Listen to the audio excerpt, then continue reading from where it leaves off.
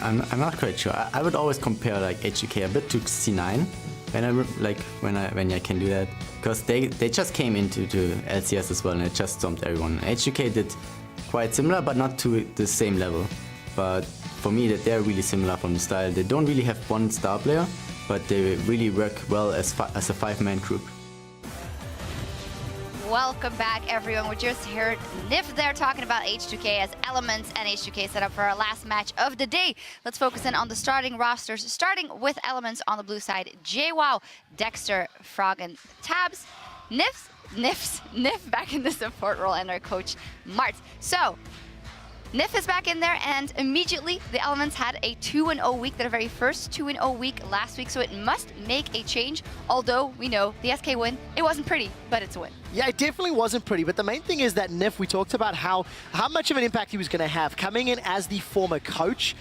2 games played both on Alistair and really just leading the way, making positive plays and having an impact. What matters is that they got the wins, and hopefully Elements can refine that this week. Yeah, same going actually for some other individual players in there. Froggen having more of an impact. His stats are always good, but I feel like it's translated more the last couple of weeks onto the Rift and just our compositions as a whole. Yeah, it's been a little bit easier for Froggen to fit his picks in. He's still been picking somewhat later game champions, doing very well on them, 23, 8, and 15 over the last 2 weeks, and been involved in a whole bunch of kills. But even though he's playing later game picks, the Elements comps are focused slightly earlier in the game, so it allows him to kind of have a little bit more freedom with the rest of his team setting up fights in a better way. Yeah, I completely agree. I think JWoww played a little bit last week than we've seen all split long, and also his Vladimir in particular was never pressured. So despite having a late game champion, his opponents didn't try to push him down. So that allowed Froggen to get to a power point and then literally just take over the game. Yeah, definitely good stuff from Elements there. Today they'll be up against H2k with Odoamne, Lulex, Ryu, Yarn, and Kissing, and our coach Prolly. So if we talk about the 2-0 for Elements, we got to talk about the 0-2 for H2k, which is even more of a surprise, if not the biggest surprise, because as a team, they had a horrible week. It couldn't have been worse. Oof.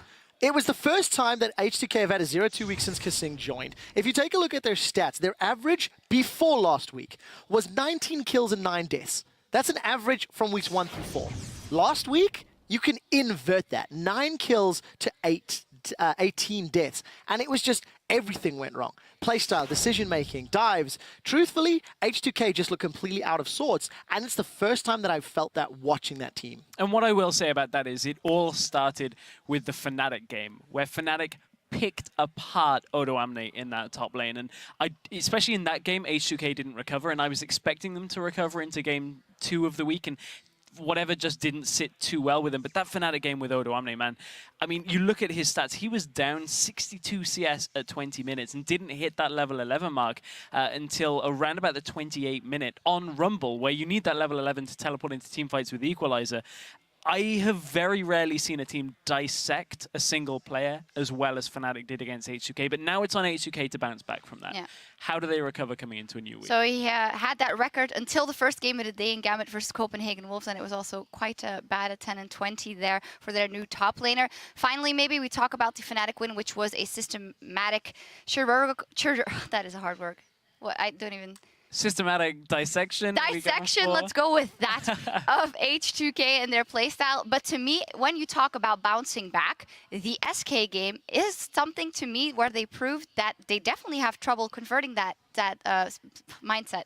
And the weird thing about the SK loss was H2k were playing completely meta, so it had nothing to do with the change in playstyle or anything like that. H2k just were not in that game. And a lot of the credit goes to SK in that one too. Yeah, definitely very good game by SK. But H2k, they had a whole week to figure everything out. And with that being said, we're going to send it over to the stage where the teams are ready to load up to the Rift. Thank you very much, Shux. We are indeed getting ready for our last game of the day. Back down to 2. Just for now, Deficio. Yeah. It's going to be... what a game, though. Absolutely. I mean, I'm still kind of breathing heavily from that last one, but 2-0 elements. Forward in time. 2-0 elements from last week. Oh, yeah. 0-2 H2k. And no one could have called that before the week had started. Agreed. It was completely different than what everyone expected was going to happen. And especially that H2k game against SK Gaming, it felt like it was so predictable from what H2k likes to do in lane swaps and so on. And SK just knew exactly what was going to happen. Lulex felt super far behind in CS, and Master Yi is banned. Yes, it is. Well then. So is Rumble. We got some normalcy. Okay, is this a faker ban? Elements must very clearly have been playing something in scrims here, Yeah, or solo queue. I don't even want to get anywhere near that one. Let's see what the rest of the bans are Okay. before we make any other judgments, because the Fizz is taken away. The Rise is banned. We definitely saw it could do some work last game. All of Elements is smiling and laughing, so... I'm not 100% sure about that one. Well, for sure, some big Elements must have been practicing, seeing as H2k is banning it away from them and not taking any chances at all. On the side here, Rise, we have seen him a few times now. Yes, he's weaker in the early game, but once you hit that late game point, you are still an absolute monster. With this, Element's blue side, no Alistair ban. Nif played it twice in his return to the team's support position. Yeah. They definitely had some great success. He wasn't the only reason, but he definitely played it well, and I feel like it's very first pick with even without the Sivir here. It is, but you also got to keep in mind there are more supports that has gotten a lot of value. Again, to Janna, now that we are in this poke meta, Janna is fantastic. So there's definitely some decisions for Elements to make here. I mean, Jace, we have seen being a massive power pick as well. There's still the junglers. I mean, we see very few jungle bans, honestly. And then when Kalista Sivir is banned, we got to keep in mind Corki as well. We're in the poke meta. A lot of teams clearly value him as like the third best AD carry. We saw H2k first pick him against SK Gaming last week. Elements might be doing exactly the same against H2k. Yeah, they will indeed take the Corki. So a lot of power picks available for both teams, and they opt to take what they consider one of the strongest AD carries with your two very strong ones banned away. So H2K, where do they go from here? There's top-tier junglers up. You've got Rek'Sai Gragas. You've got many top laners, however, not Rumble. That will be taken away from Odoamne, who did indeed get shut down pretty hard on that last week. He did. For the first time in the split. Yeah, funny enough, he played Rumble and Rise, 2 bans in this one, and yeah, didn't have a good week. But when the Corgi first pick comes in, you instantly tell yourself, okay, they're building some sort of poke composition. That's what we're expecting. So H2K can either say, do we want to take it away, like take Janna away from them, take Jace away from them, so they can't build this massive poke comp, or do we just want to start building towards a lot of hard engage and we try and punish them, because again, poke is obviously very weak. If they get engaged on, if they don't get to sit there and deal damage from range and over time. So it seems like H2K for now is not saying we're going to try and take away the poke comp. Instead, you have a split pushing component in the Gnar. We've seen Black Cleaver, Frozen Mallet. That's very important as well, because you need to make sure this poke composition will lose something on the side lanes if they start grouping very early. H2K not gonna take anything away from Elements, that's for sure. No, and they reveal a little bit, but not too much. This is still a comfortable pick for Odoamne when his Rumble has been banned away throughout the split. He's not lost on Gnar, 3 games on it, in fact. And he tends to get very involved in these kills. Very good use of teleports. We'll see as Elements answer back, they take the Nautilus, they take the Echo. Froggen has really liked the Echo mid, but of course that Nautilus, we've been talking about how it can be the flex pick, how it can be, your support pick or your top pick. Not revealed yet. Can even be jungle, even though I don't think that's... Whoa, let's not go too far. Yeah, I don't think that's very strong, but yeah, it is. I'll accept the top Nautilus. I've watched Pulse play enough. It's flex picks coming around here from Elements with Echo as well, so I'm not showing too much. Again, they can still, let's say, put Nautilus support, then have Echo top and pick the likes of a Jace. You have an AP top laner now. It opens up for the physical mid laner, and suddenly again you have the poke composition that can withstand a split push. You have the 1-4 setup, which is super, super strong in this current meta. So Elements, I like the first few picks for them. H2K clearly going for their own style. We've seen this before as well.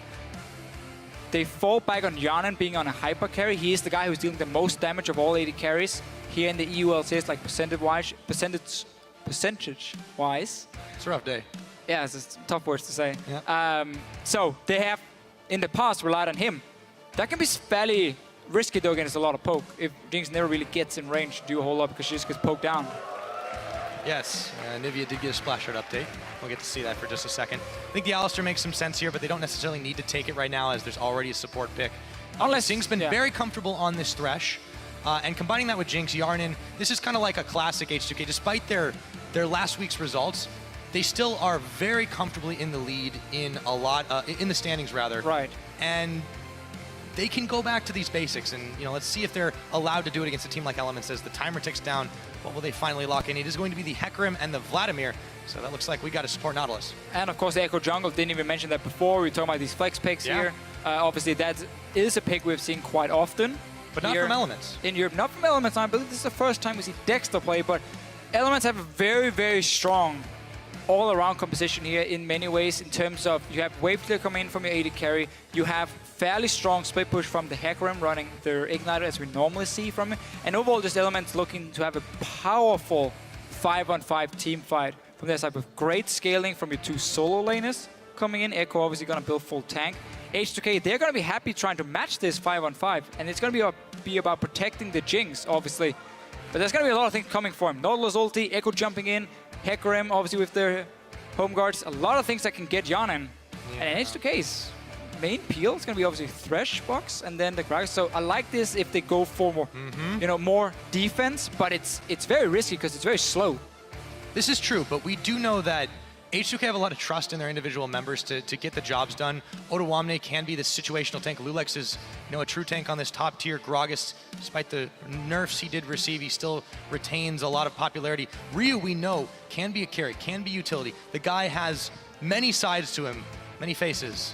But H2k is clearly saying we are fine matching Elements late game, even though that's where Elements tend to win games. They say it themselves, we only win when we go late game, where we have good scaling on the likes of Froggen in the mid lane. So both teams here clearly, there's obviously some aspects of mid-game, like you got some fast pushing potential of a Jinx. It is pretty nerfed though, with the Q being hit quite a few times, the attack speed from it.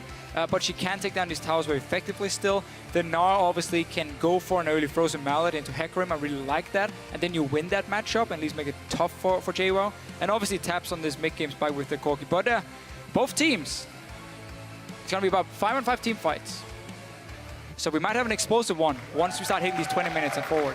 We saw a couple ARAMs, or rather down bottom. Let's see if we've seen it's an ARAM as well. It could be anywhere, right? It could be anywhere on the map. Doesn't matter, but it doesn't really matter what we think. We want to know what you guys have to say. Tweet at LOL Esports with your hashtags EL win or H2K win. Is H2K going to bounce back after last week, or will Elements continue to climb up in the standings? We'll have to find out as we are ready to close out day one of week 6 here in Europe. H2K versus Elements. The crowd is still hyped. It has been a day of action. And let's see it continue right now as we go onto the Rift. Interesting to see none of the teams running these poke comms here that everyone is talking about. We've seen a lot of Jace, we've seen Varus, we've even seen Runeglaive, Ezreal in the mid lane from Paper Nero. This is back to 5-on-5 team fighting. And back to the comfort level for both these teams. Elements want to scale up into that late game and be able to just so does womp H2K. HP down. That's true, but they also have picks that they're extremely comfortable on. It's a tried and true tested strategy for them, and despite last week's performance, it takes a lot of confidence to say, you know what, regardless of where the meta may be going, we can still outplay you this way. Right, I mean, we saw H2K adapt to the poke as well. I mean, we had the Jace pick from Ryu. He had a fantastic performance against SK Gaming, but it just wasn't enough for him because, again, the way they played the lane swap in the early game was too predictable for SK, so they got to play the standard lanes and just track Lulex. Svensson was like 2 levels above him for most of the early game as well, and it meant H2K could never really play aggressive. Lost all the dragons, and in the end also lost the game. A lot of pings going on, and these early wards coming down, so you want to make sure you can spot where Elements is sending their dual lane no matter what. With these 3 wards you see around here, you cover every single entrance towards the top side.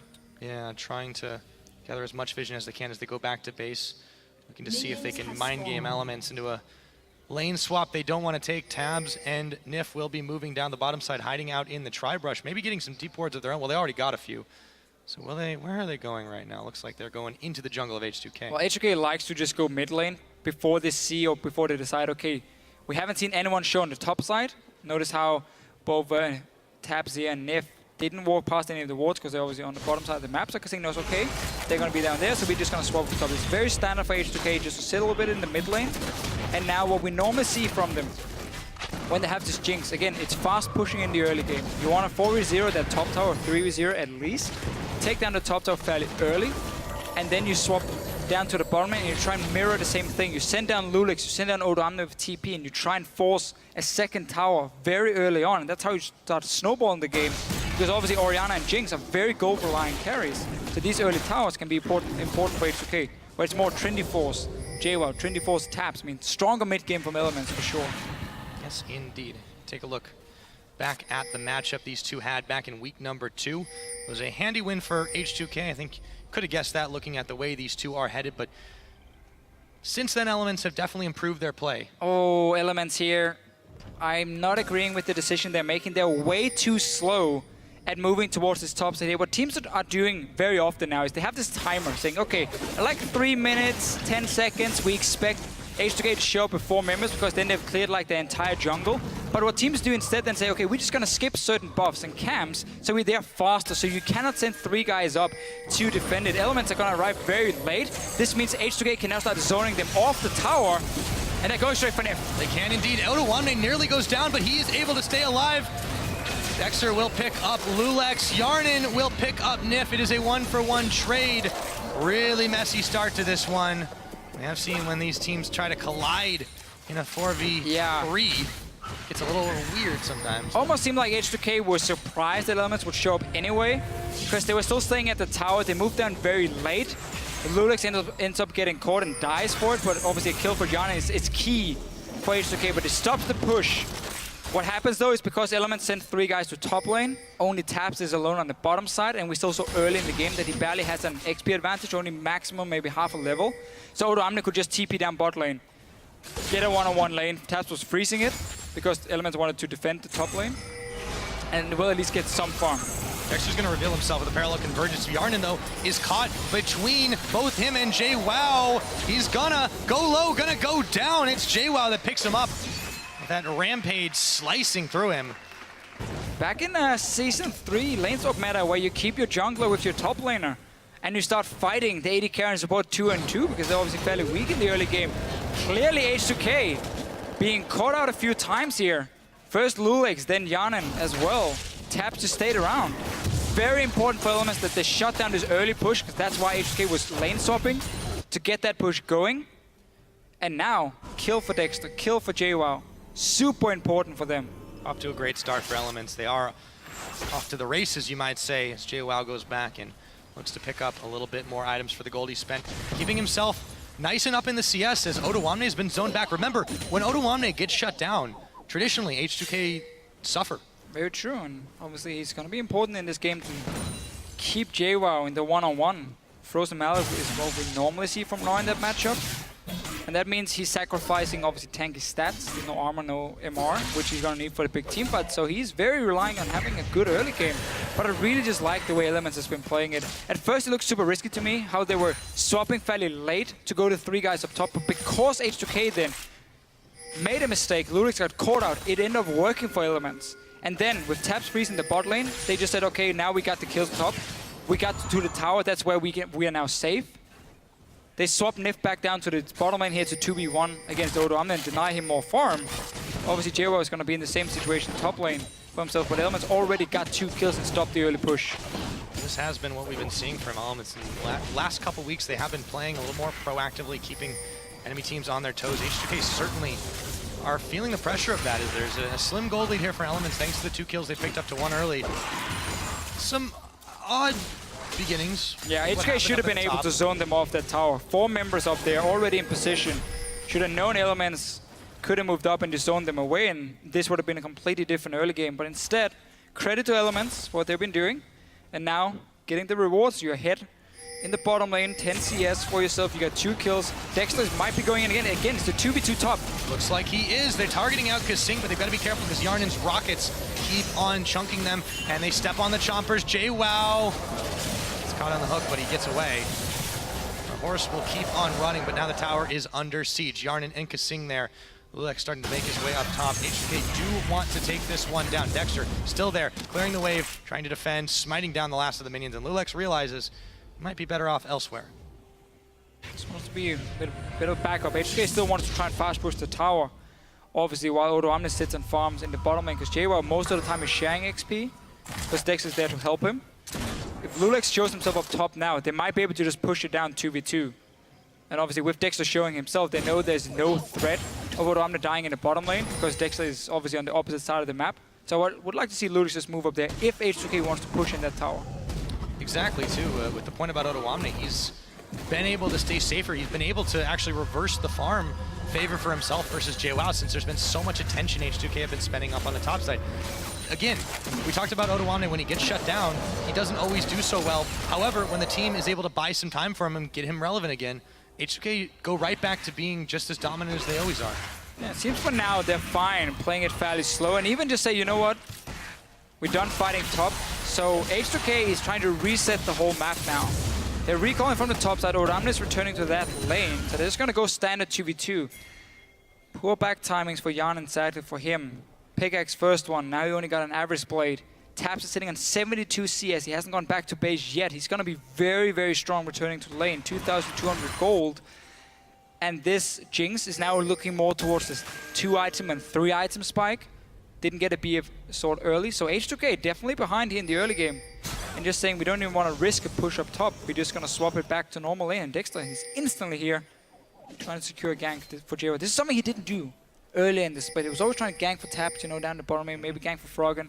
We were always asking, when is JWoww going to get help? Well, he's getting a lot of it now, and he has been held a little bit behind on farm, but the lanes have gone back to normal. We'll see if Dexter gets back to that. We'll take a look at our fan vote, too. Everyone's still believing in H2k, at least by a factor of 2-1 at the moment. But Elements, still some hope for this team.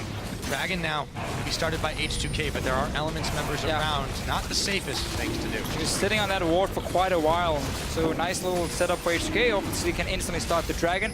All Rio has to do now is just stay towards the bottom side of the map, so he doesn't get jumped. You can see how Dexter's sitting in the Raptor camp. We've seen this gank a few times, where you obviously use your W and then you jump over the wall. But with the fact that Rio just played it super safe, oh, ward just disappeared, and Dexter is back up in the top lane. See if that paid off. The Dragon, they were able to take it. I was Wrong wrong about a it pretty being good spot, though. Odo, he's Meganar, yeah, he's still going to be able to get away. No problem at all. Parallel Convergence, not even close. So Dexter just takes a trip up top, snaps a photograph, and runs away as JWoww continues the 1v1. Farm fairly even in that case. Let's see what Froggen can do as he finds Lulex inside his own jungle. Hemoplague is on him, but the big barrel knocks him back. Now, pings are flying. They want to take down the Fat Man. If on him, the Lantern. Oh. It's going to be enough to avoid the dredge line. Carry his weight, no problem. Kasing pull him out. Not too heavy. Remember, he got a little lighter this last patch. That's true, yeah. Good guy Rito, making sure that Gragas a little bit of weight. Yeah, sadly, I don't think he wants that nerf. I think he wants to be big. Be able to land the body slams for him. But we're going back still to stand lane. Dexter's gang up top. we praised him for, you know, removing the focus on the bottom lane. But the gank he was trying to set up, he would be very hard to pull off for them. And obviously gave it free Dragon over to H2k. Didn't really have to worry about anything. And also, if you look at the jungle of Elements, because you see Dexter sitting top, you know you can just invade in and ward it up. So definitely been using that information really well. Yeah, so after what looked like a good start for Elements, still holding the lead in this game gold-wise, but they've given up that first Dragon. However, they're not really usually the team that tries to contest it all oh so early. H2k isn't either. However, when it's free, or rather when it's easy enough to take, you might as well. I mean, of course, yeah. If you see the jungler sit up top and do nothing, then you just take that free Dragon. Later on, it might be a thing you use to win the game. So like, take the free objectives when you can. There's nothing really else to get on the map. Dexter now looking for a gank in the bottom lane. No help from Lulex yet. He's just giving away the blue buff to Ryu. Yeah. There's a ward though to spot Dexter. He's constantly looking. Like, the thing is also for H2k here, there's only one way you can gank. Nif might go down. Oh, he goes in very early, flashes away. Parallel Convergence comes in, but Nif, the heal is on him, but he's still going to get taken down as Kasing gets the last auto. Heal up for Yarnan, who got excited thanks to the assist. Kasing now being focused by Dexter. Timewinder goes in with a phase dive. Does he have the damage? No, he doesn't. Has to rewind himself back as Lulex shows up. Whoa. Dexter now taken down as he was knocked into Kasing. A double for the support of H2k. And that gank from Dexter would never work because the bot lane had been completely warded up. The jungle is warded. They had the ward here in the lane push as well. So there was no way for Dexter to get in for the gank. H2k then just say we can set up an easy play here. Lulex comes down. Elements try and get something in return, but that's 2 kills now. Kasing got them, sure, but there are 2 assists for Jan, and that's key. He needs that BF. So notice here again, there's no way for Dexter really to sneak in. So H2k knows that at least he's not there at the moment to set up the gank instantly so they can go for this play onto Nif. They have enough time because they can see Dexter all the way coming in. Stun on Yanin, that's about it. Kasing drops very low, but look, Lulex is on his way down. And this honestly was just very controlled. Even if Kasing died, they could have still returned a kill onto Dexter and got a 2-for-1. And they do manage it, so Kasing maybe getting the cleanup duty, but Lulex and Yarnan were putting out the damage. Now, H2k, meanwhile, up top, Odawamne is pushing in the wave, but Dexter is once again there with JWoww. Tower's nearly going to fall. It's almost not really worth his time unless they can manage to get the pick off, but it's hard to gank this Gnar when his Gnar bar is, well, it's not up yet, or it's not anywhere near up, but now it's starting to stack. He's got to be careful, time's running out. And you should really expect all this control and vision on one side of the map if you just spend so much time on the other one from Dexter's side. So H2k done a good job trying to track him with wards. He has been very active on the map. Obviously already got a kill and assist for himself, but the last few ganks, H2k has been able to predict it and play around. Now top tower went down. Obviously was very low from the lane swap, and then the Gnar will just keep pushing it in. Elements looking to set something up in the mid, but Ryu equally hard to gank. Dexter's really been trying to get involved everywhere across the map. Froggen, he'll take a command attack and W combo from Ryu. Gotta be careful, Kasing coming up on a roam. You just gotta love how proactive this guy is, setting up plays for his team. We said it beginning of this game in the pregame that Kasing, last week was the first time that H2k had lost a full week of games with Kasing on the roster, and a rough week it was, but for right now, they definitely seem to be getting that one out of their heads and looking to put the hurt on Elements. However, Elements are the team that does like to let this game go as long as possible. Yeah, and that's obviously also why H2k was trying to match that scaling. They trust so much in Yarnin to be one of these carries here for them, and he's shown why they can trust him. I mean, he's a great games so far, very respected among the other AD carries, both him and Kasing, obviously. Well, yeah, and he doesn't even have to be on a hyper carry to accomplish it. I mean, put a Sivir in the man's hands and he will give you, you know, a couple of triple kills in a game. There was that one I recall from some weeks ago. He's what, 12-0 and 13? Something crazy at least. I remember because my opponent in fantasy was playing it and I lost pretty bad. But anyways, right now H2k, they are in a good spot with the scaling. They know that if Elements doesn't make too many plays around this bottom side, they can continue to pick up these dragons. So another one's coming up in about 15 seconds. So they're feeling pretty confident, pretty comfortable to keep this game going the way it is. Right, and we have to remember how Yarnin was set back in terms of items. So that was a thing they wanted to wait for. You know, him to get that BF sword now, he's trying to almost match Taps. Taps has the Trinity Force ready for himself. But that was one of the things H2k were waiting for. They had great vision control because they got information on Dexter and used that also to set up this play in the bottom lane. Really give them the goal lead. So as long as they can keep it even, if they can force Taps also just keep sitting in the bottom lane and never do anything else. Because like, Elements doesn't have a siege comp by any means. It's more about them fighting with double Trinity Force. JWoww obviously has been set behind because of the lane swap. Froggen wants more time to scale up for himself. So it's more the mid-game security in terms of having this Corki and Hecarim. But obviously that's been shut down quite a bit also with H2k swapping on it. So for now, Elements still want to just wait for Froggen and want to wait for JWoww. They're going in on Lulex though, and really a lot is going to happen from it. Well, Lulex waits till the Time Winder rewinds, and then he takes the Lantern back out. Dragon's been procced again, but still dangerous with a number of Elements members down here. Teleport available for JWoww, but not for Ottawamne. This could end up being a 5v4, but will Elements get in there in time? We might just see H2k start the Dragon. If they see a TP, just back away instantly, because the wave top has been pushed so far down to the tower that if JWoww leaves the lane, Ottawamne will get a lot of damage on it. So H2k might just try and bait this Dragon here all the time because they have great vision around it, so they don't really have too much to be too afraid of. They know there's no defaults behind them because Elements has never been able to move into that jungle. And you can just try and force a TP from it to see if you can get a free tower. Keep controlling the objectives, keep controlling the map. H2k, they've been the team that, you know, they relied on fights to get them objectives, but they're still smart about where they are in the map all the time and not taking the fights when they don't need it. Now, Yarnin takes a big rocket from the Corki and the armor shred.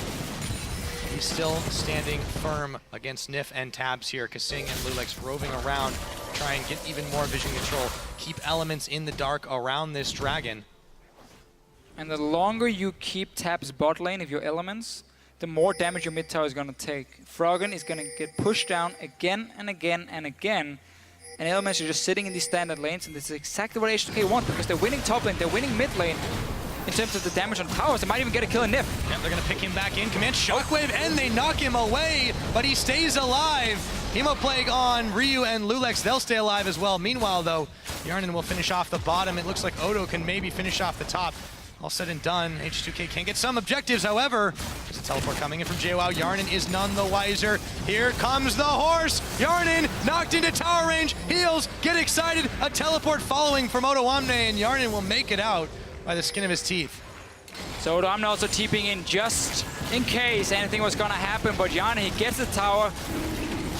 Procs the passive, he instantly go to Dragon because now TP is gone from JWoww. He still doesn't have that Trinity Force. He's still delayed on that one. And H2k have been controlling the river. Dexter steals it. Manages to go back in time and get over the wall. Dexter will grab a Dragon for Elements. Very important play for him. Don't want these early Dragons to start snowballing out of control. Especially when both comps want to fight around these objectives as well. H2k has a bit more, quite a lot more siege potential though with their composition here. And they do. We talk about this with JWoww, with Odo Amna and this Gnar. Black Cleaver, Frozen Mallet, if he does decide to itemize into both of them, I mean, he's going to be so strong in the one-on-one against Hecarim. If he only wants one of them, that tends to be enough to at least keep JWoww in control because you have that range advantage as well and just keep the distance all the time. So H2k definitely has a lot of ways they can play this one out. And the Elements are getting to the point where you need to start making some plays here with Taps and JWoww. They tried in the bottom lane, that didn't work, so that's a lot of time wasted for Elements, but there's no teleport. You do indeed have to start making plays. You've got to be able to be proactive against these top teams. If Elements wants a shot at playoffs and to make it in, you know, every game's starting to count. They are in that lower end of teams versus H2k, still sitting in the top. If they can make a statement against H2k, they can show the league that they do indeed deserve to be in those playoffs. And also with the fact now Unicorns won today, Giants won as well. Like, these are the teams they're fighting against. SK Gaming, of course, Gambit Gaming. Like, there's a lot of teams just around them, just like 1 or 2 wins in between. So for Elements to not drop out of the top 6, obviously they have to beat an H2k while they're fighting against Origin to keep that number 2 spot. 2 different priorities here for both these teams, but back to the comfort in regards of that. You know, we talked about it in champion selection. They're trusting to what they know to be a winning formula. Which one will come out on top? Right now, Tabs and Nif are looking to push on the top side. They're not completely unopposed as Lulex is coming in. Got himself a red buff, but he's got no backup. The big barrel be enough to push them back? Looks like it is, as he snuck it in underneath the little barrel. Well, H2k allowing Elements to get some very easy damage on top side. No other lane is really being pushed down. They could have gone straight for mid lane, but Froggen is sitting on his own and trade the mid tower for top tower. But it seems like H2k Red team's turret has been just give up this tower here to Elements. Didn't really gain anything. Bot lane as well is going to be pushing. Odo Amna obviously wants to go down. He has that Frozen Mallet now, so JWoww won't be able to do a whole lot, but might be a fight again. It's on to Nif. They are on to Nif indeed, but will they be able to polish him off? Lulex Yarnin sends the Super Mega Death Rocket into the Nautilus to take him down. Dexter now has to flash the wall. Meanwhile, Froggen and JWoww will look to trade an objective in the mid. No teleport on Odo Amne, so he takes the slow path. 1 kill for 1 tower. I'd say that's Elements worth. Yes, not a fan of the last few minutes for H2k. Really allowing Elements, despite not having a teleport, you know, to push up these lanes here. There was no response. Odo Amne recall from top because he wanted to go bottom lane. Then he realized, oh, my top tower is being pushed in, so Lulex had to go up there and defend it. While Yanin was already sitting in the bottom lane clearing a wave, there was just no pressure on the map. We'll be able to get a mid tower at least for themselves here. But Elements got some gold. That was very important, especially because JWoww was set behind earlier. Yeah, it goes back to being able to secure that 1 dragon for themselves. It gives them a little bit of the bonus.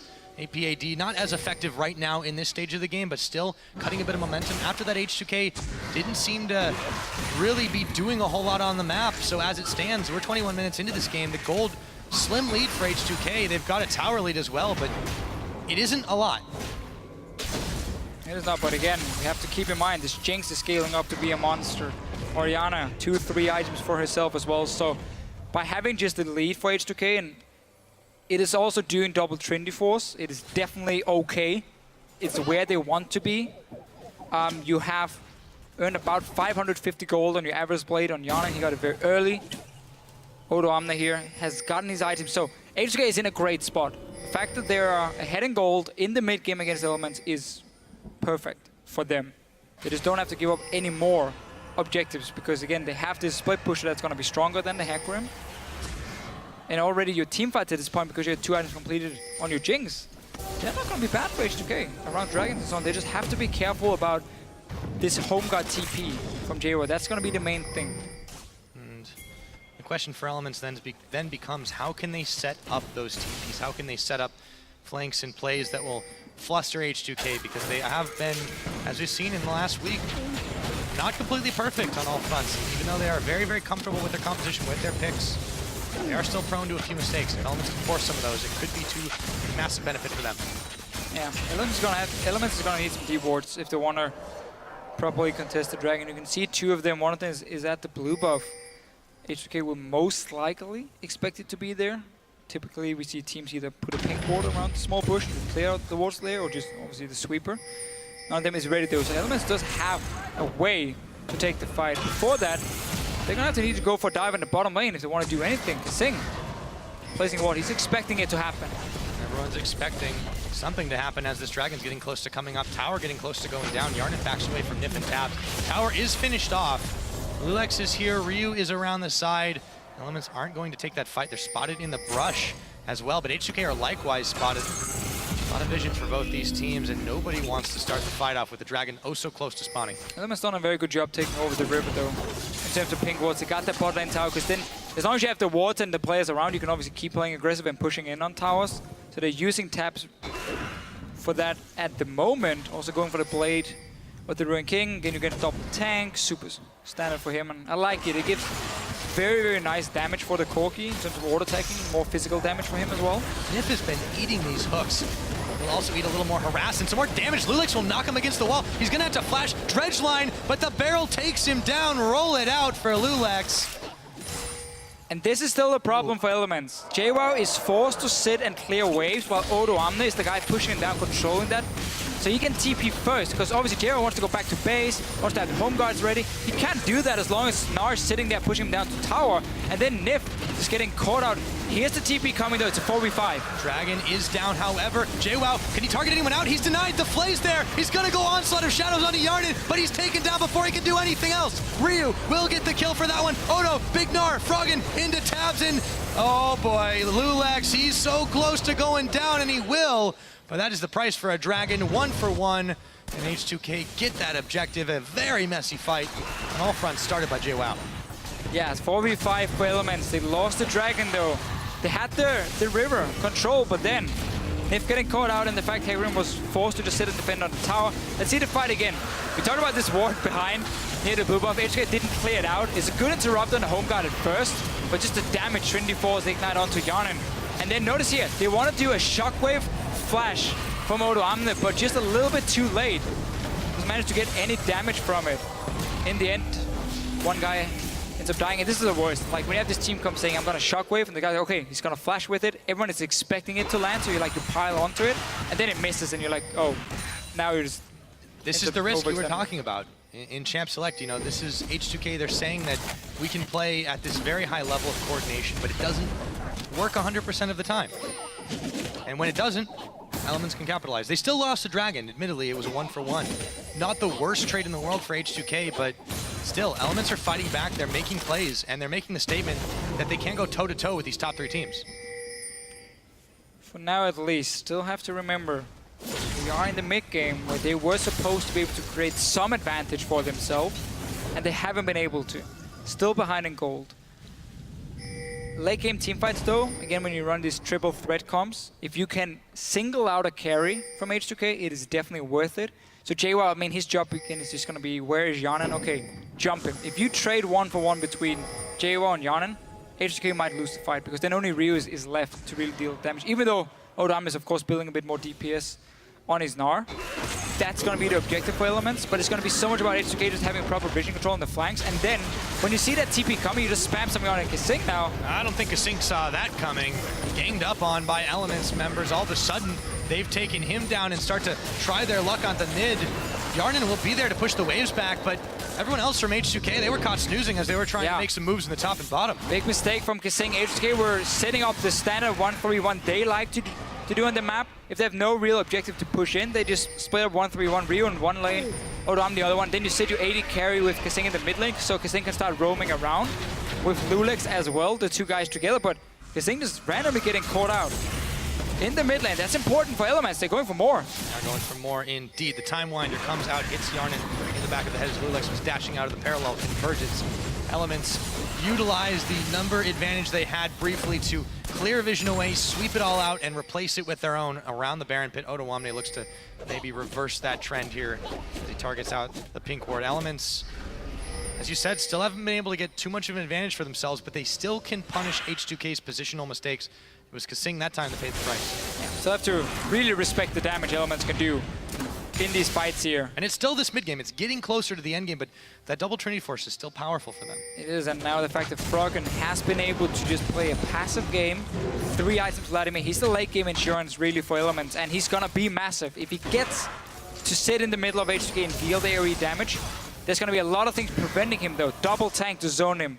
Kasing is gonna try, and then of course Rio and Yanin kiting backwards. But if Froggen gets in there, his damage will one-shot these carries. I have to respect that. H2K putting a lot on Yarnin for damage sake. Odoamne is building some as well, though, as you said. Really, it's going to be on Lulex to try and force disengages when they need them. But it has been H2K really trying to start most of these fights, with some exceptions. Elements reacting quickly when they find a member out. Sidewave control has been in favor of H2K, but it's only because Elements have focused so much on this mid right now. Yeah, Elements doesn't really have a tool to defend the side lanes properly, other than just sit and try and wave clear. You're not going to stop the Gnar at all. But also these fights here, I mean, Elements have a composition that can have a lot of CC. With the fear from Hecarim, you have obviously Nautilus bringing so many different ones, and then Dexter, can he connect with his massive AoE stun? Because that will buy time for Froggen to get in the mix of H2K and deal the damage. But there's a lot of things that have to work for them.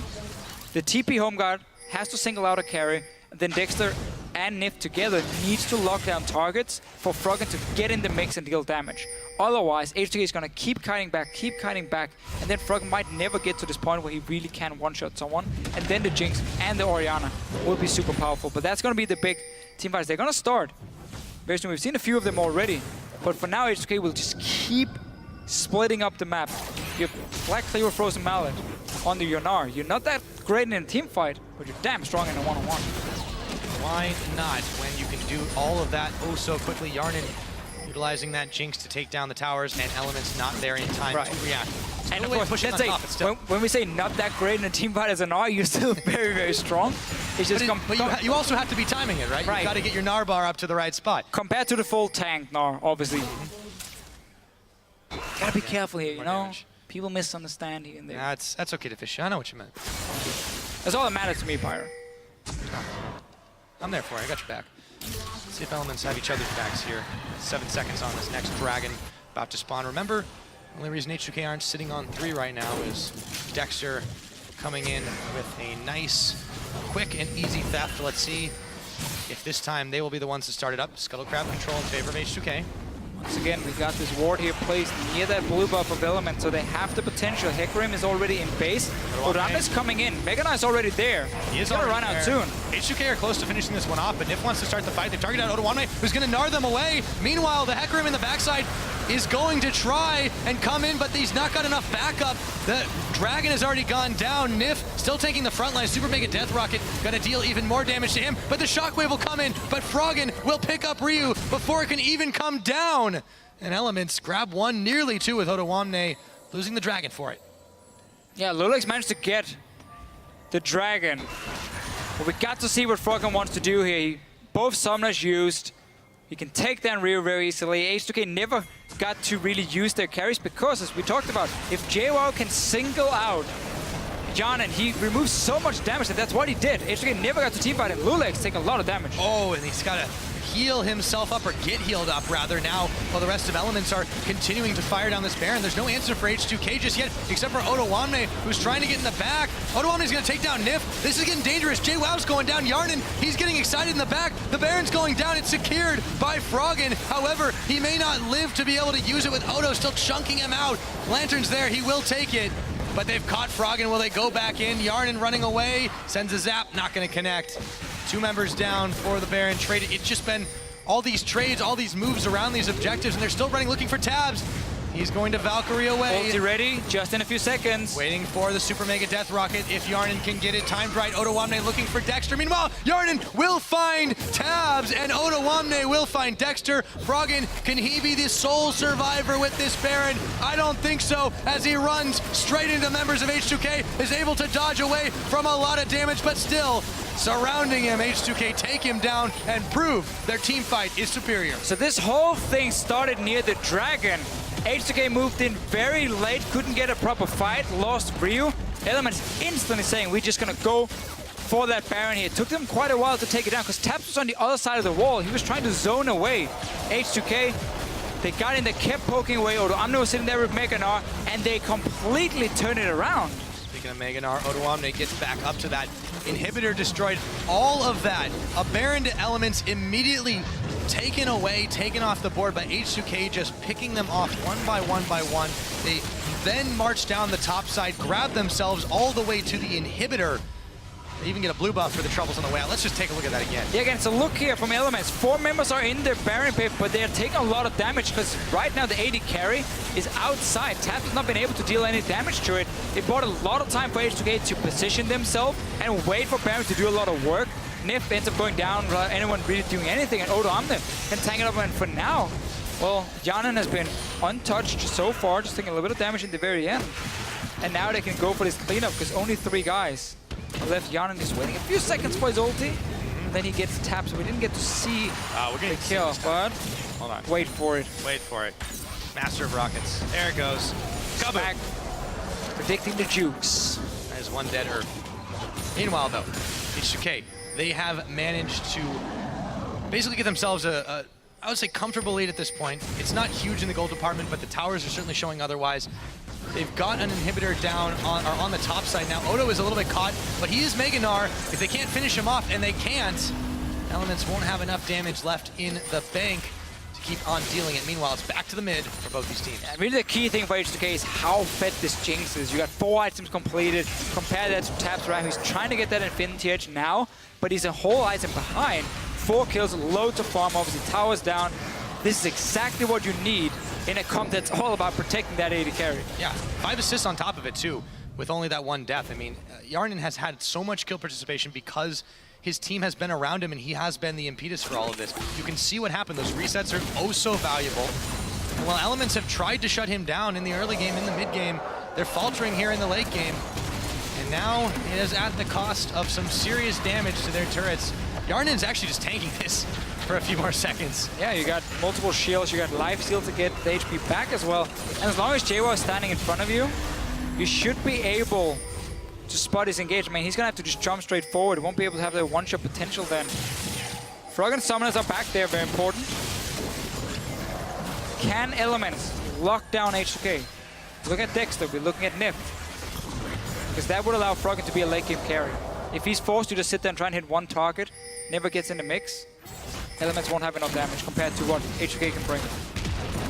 They have been trying to force some mistakes, but H2k have simply taken advantage of their own mistakes. Tower goes down, Dexter caught on a line. In comes Froggen with the Hemo Plague. However, the rest of H2k is immediately bailing out. Dexter looking to phase dive his way in for a kill. Look at the bottom lane. No one's dead, and that was a 4v5. Meanwhile, as odoamne just continues to peck away at the tower, finally takes that one down. Doesn't want to go for the Inhibitor as the rest of Elements were swarming to the defense. But look at this, up at top side, they've got to send someone back to deal with that. Elements, they're running out of options on this map. Yeah, it's so hard for them to set it up properly. They need JWoww to be there. I'm not sure why he wasn't back in base and then ready to TP in. Once they started the play here, maybe he just wasn't ready and just need a few more seconds. But we see how hard it is if you're like Echo and you're the guy who's trying to lock down targets with his W. But they have, I mean, they have options. They have Nautilus, Echo. The damage from Froggen is insane if he gets there. But they've got to set it up properly, and H2k just aren't giving them that angle right now. After that last big, I don't even know what you want to call it, from Dragon to Baron to cleaning up for H2k, they just seem to not have been in the groove of things. Another Dragon and due to come up, this would be number 4 for H2k. Elements need desperately to stop this, but are they even confident that they can stem this tide?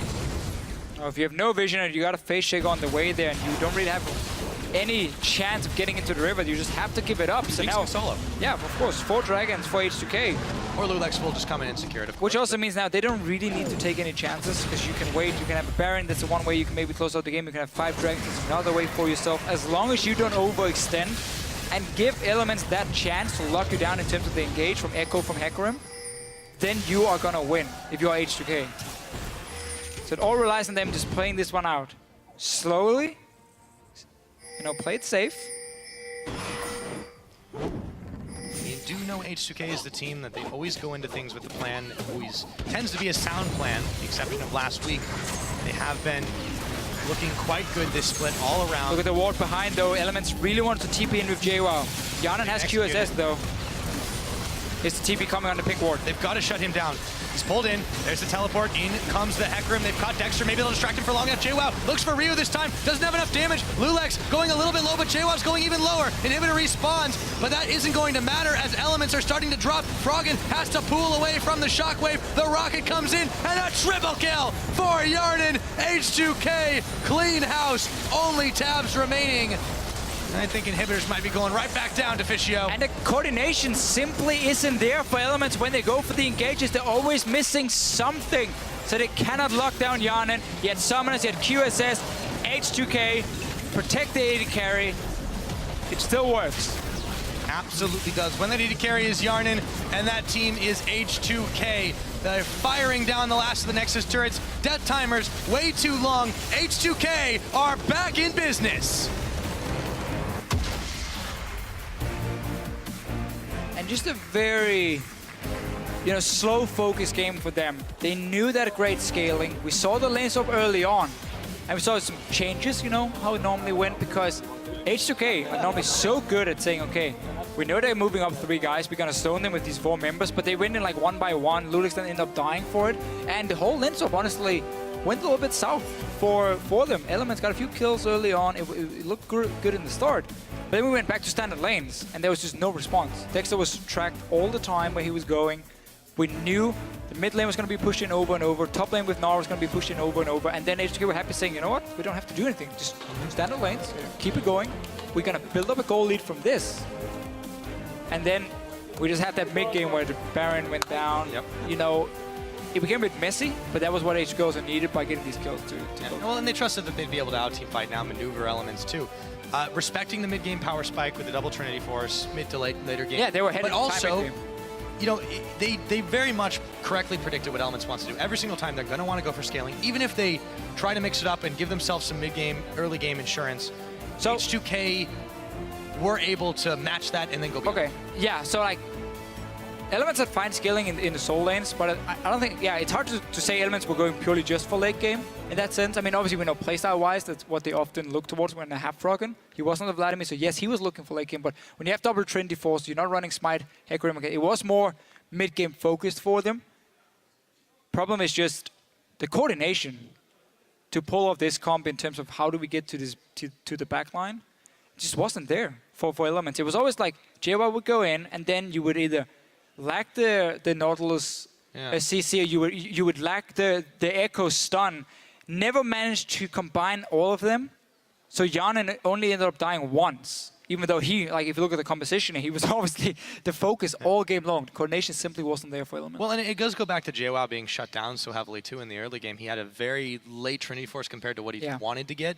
And I feel like that definitely messed up the power spike synergy that they wanted to get to. Dexter, as you mentioned, he was tracked all through the jungle, so a lot of free objectives down on the bottom side for H2k, and they just seem to be one step ahead predicting the movements of Elements all game long. And one thing we have noticed a few times with Elements when they run like Corki as an AD carry, they keep it in the side lanes for a very, very long time, so even when it hits the Trinity Force, they keep it there, and that was fine for H2k. It was like, if we just have a standard AD carry war here in the bottom lane, we're slowly just going to farm up the Jinx, it's perfectly fine. Just don't let them group up. But because it was delayed, and because Vladimir obviously doesn't offer a whole lot in this siege comp, Elements could have swapped taps to mid lane a lot earlier and then put Froggen in the bottom lane, but never really felt like they had a chance, but because they were pushed down in every single lane by that time, and especially the 2 soul laners with the Nara into Hecarim and their Orianna from Rio.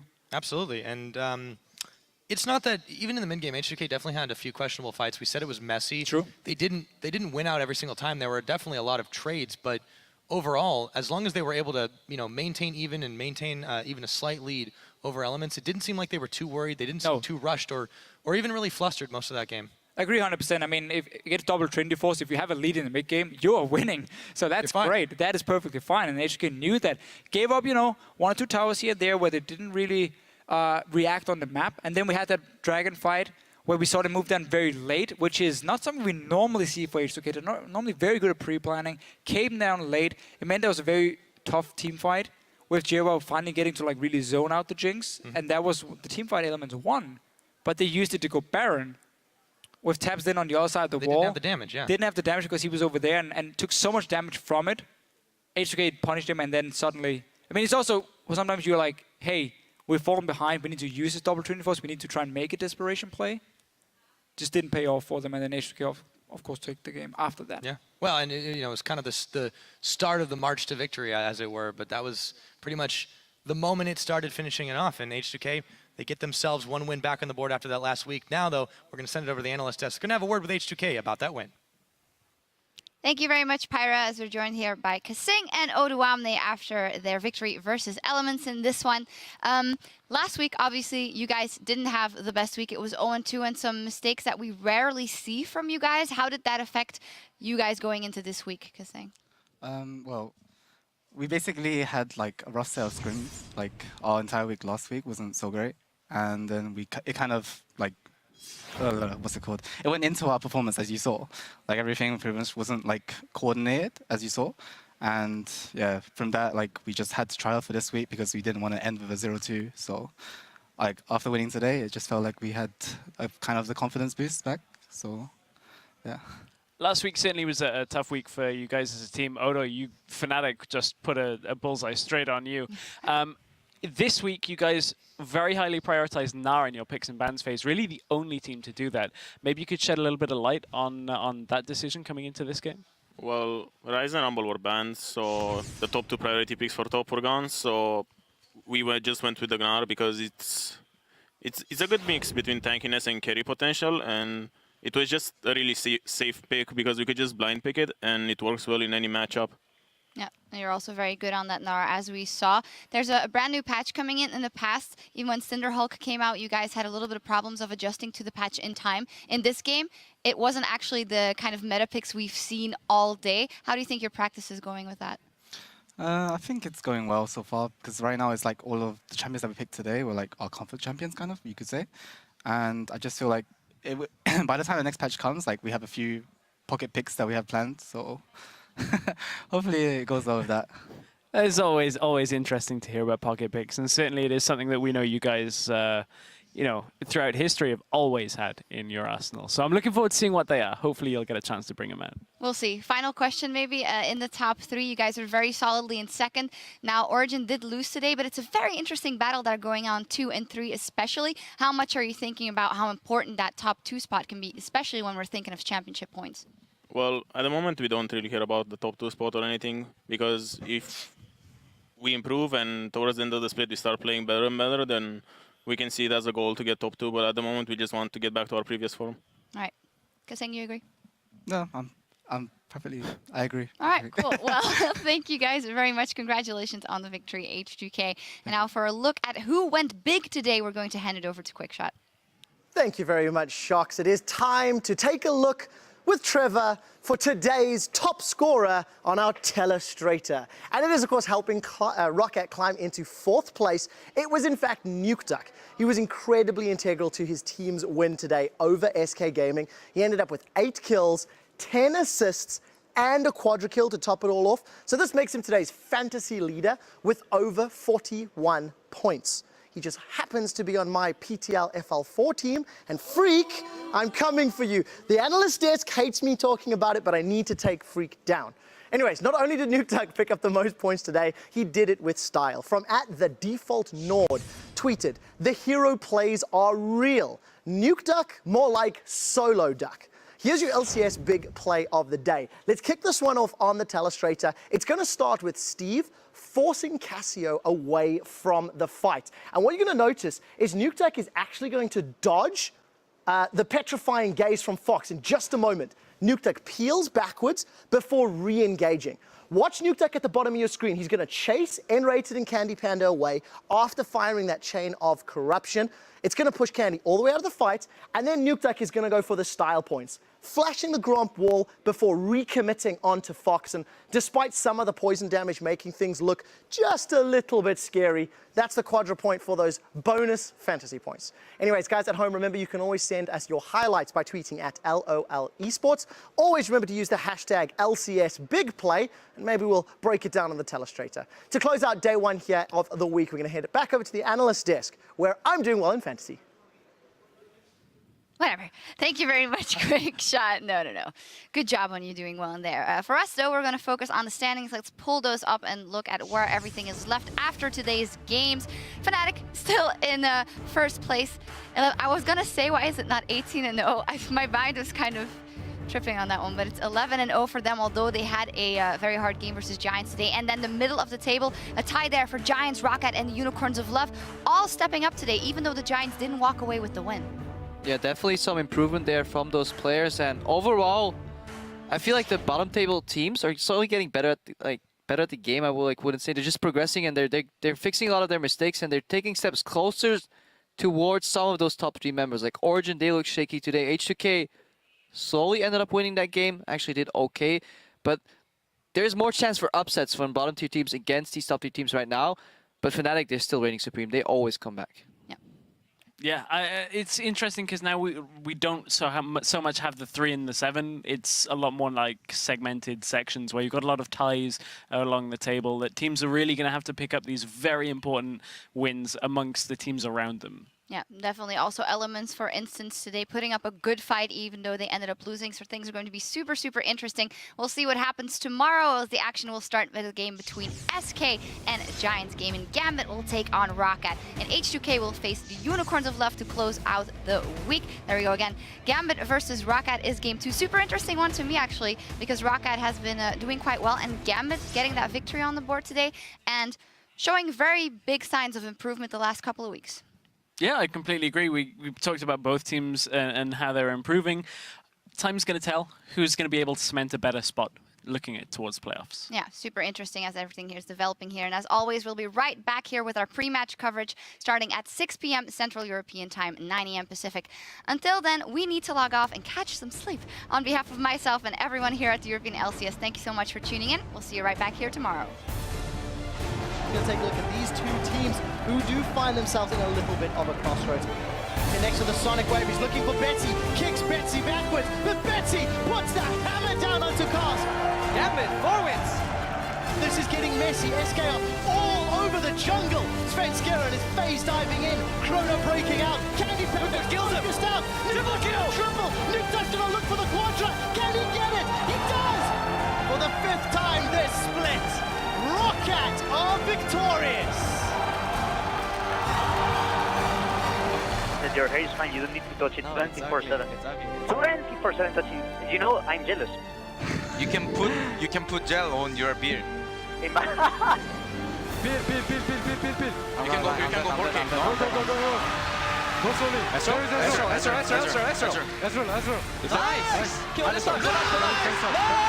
Someone me. He's throwing down the auto attack. Frederick's jump forward. He misses. Looking for Huni. We do see Emperor's Divide. Now, this Fate's Call. Gonna throw up Frederick.